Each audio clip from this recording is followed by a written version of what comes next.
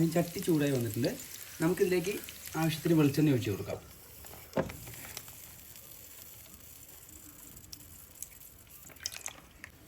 അപ്പോൾ എണ്ണ ചൂടായി വന്നിട്ടുണ്ട്. നമുക്ക് ആദ്യം തന്നെ ഇതിലേക്ക് ഉലുവ ഇട്ട് കൊടുക്കാം.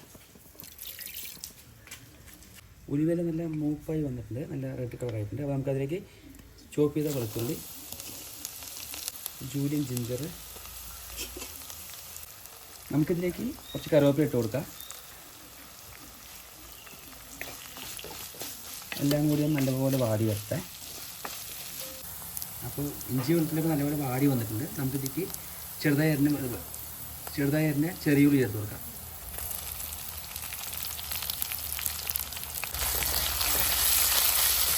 നല്ലപോലെ ഈ ചെറിയ ഉള്ളി നല്ലപോലെ വാടി വന്നോട്ടെ.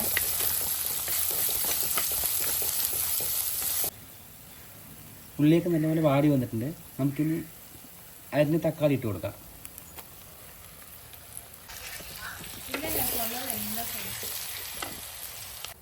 അപ്പോൾ തക്കാളിയും ചെറിയ ഉള്ളിയൊക്കെ നല്ലപോലെ വാടി കുഴമ്പായി വന്നിട്ടുണ്ട്. നമുക്കിനി ഇതിലേക്കൊരു പൊടികളും കാര്യങ്ങളൊക്കെ ഇട്ട് കൊടുക്കാം. അതും കല്ലുപ്പ്, എരിവുള്ള മുളക് പൊടി 3 സ്പൂണ്,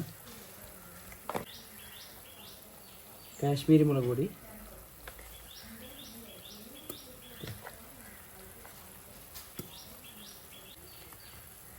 മല്ലിപ്പൊടി,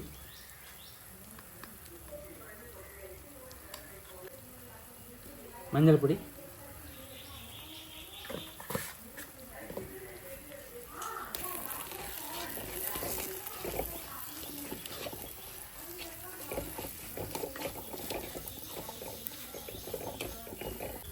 പൊടികളൊക്കെ നല്ലപോലെ വാടി വന്നിട്ടുണ്ട്. അപ്പോൾ നമുക്കെനിക്ക് കുറച്ച് കുടംപുളി ഇട്ട് കൊടുക്കാം. കുടംപുളിയുടെ കുറച്ച് വെള്ളം,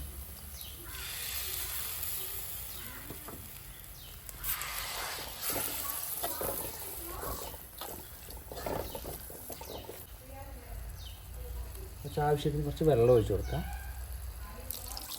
ആദ്യം കുറച്ച് വെള്ളം ഒഴിച്ചിട്ട് ഇളക്കി ആ കട്ടയൊക്കെ ഒന്ന് ഇളക്കി കളയുക.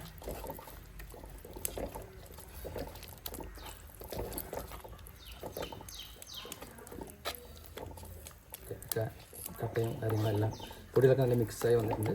ഇനി കുറച്ചുകൂടി വെള്ളം ആവശ്യത്തിന് ഒഴിച്ച് കൊടുക്കുക.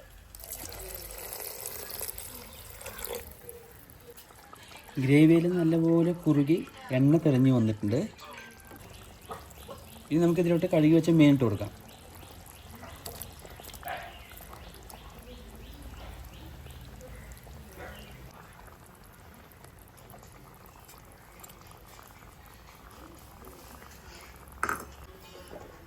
നെയ്മീനായതുകൊണ്ട് വളരെ ശ്രദ്ധിച്ചു വേണം ഇളക്കാൻ, അല്ലെങ്കിൽ മീൻ പൊട്ടിപ്പോകാനുള്ള സാധ്യതയുണ്ട്.